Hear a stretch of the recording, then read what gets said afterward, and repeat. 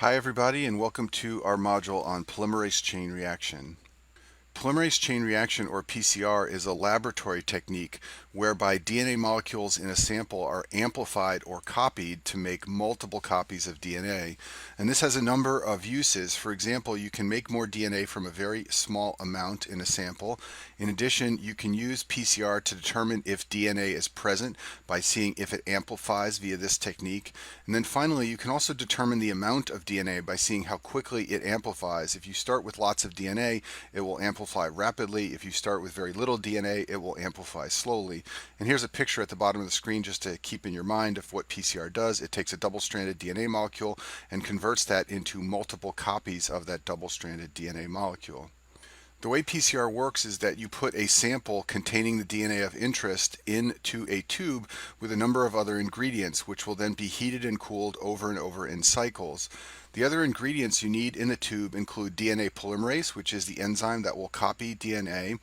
And then, as you may know if you've watched the videos on DNA replication, DNA polymerase requires a primer. In other words, it requires a short stretch of nucleic acids in order to begin making more DNA. So you have to put a primer in with the sample. That primer is a single-stranded DNA segment, and it's complementary to the DNA that you want to study. So for example, if you wanted to amplify DNA that was complementary to this short nucleic acid sequence I've shown on the screen here, this is the primer that you would use. And then finally, of course, you need to add nucleotides, which will be used by DNA polymerase to make more DNA.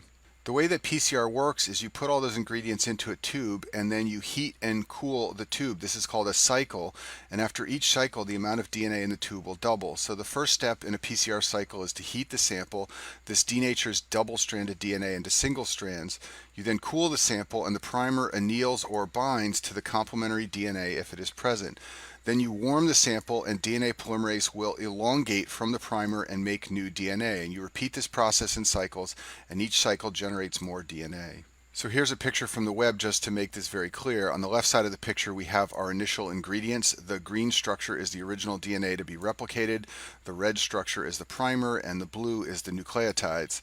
We then heat the sample and the DNA denatures, as we see right here.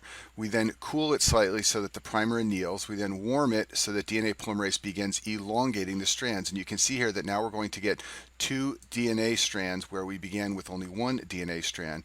We then repeat that process in another cycle and we go to 2 to 4, and then we can repeat it again and we'll go from 4 to 8. And you can see that how you very rapidly get lots of DNA even from a tiny amount in an initial sample.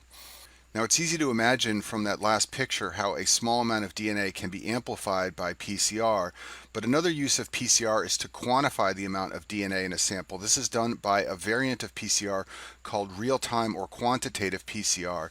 In this case, PCR is done in the presence of a fluorescent dye, and the amount of dye that's taken up is proportional to the amount of DNA in the sample. So if there's more DNA, there's more fluorescence. So the way this is done is the amount of fluorescence is detected as PCR is ongoing. If there's a rapid increase in fluorescence, this means the initial sample contained more DNA. If there's a lesser rise in fluorescence over time, it means the initial DNA sample had a relatively small amount of DNA.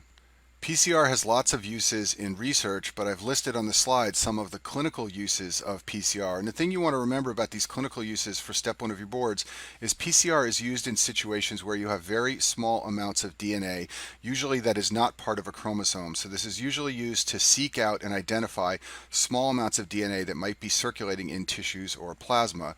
So one use along those lines is to diagnose herpes simplex virus encephalitis. Herpes simplex is a DNA virus, and in patients who have encephalitis from this virus, there will be small amounts of herpes simplex DNA in the cerebrospinal fluid, and you can use PCR to amplify those small amounts of DNA and make the diagnosis.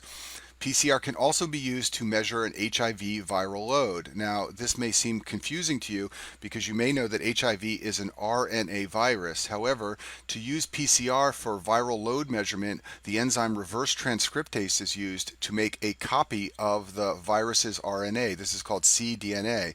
And then you can use PCR to amplify the cDNA. And the amount of cDNA produced over time indicates the viral load, as we just discussed for quantitative PCR. And this is one of the standard tools for monitoring viral load in HIV patients. And that concludes our module on PCR.